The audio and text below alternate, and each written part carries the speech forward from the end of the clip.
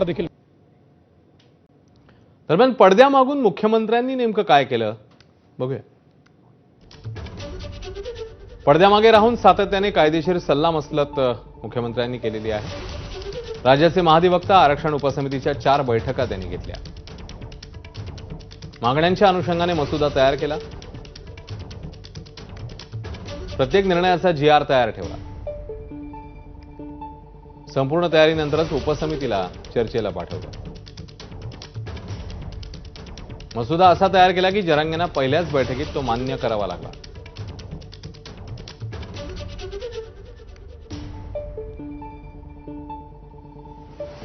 फडणवीस वैयक्तिकरित्या टार्गेट झालेले, मात्र त्यांनी तोल ढळू दिला नाही.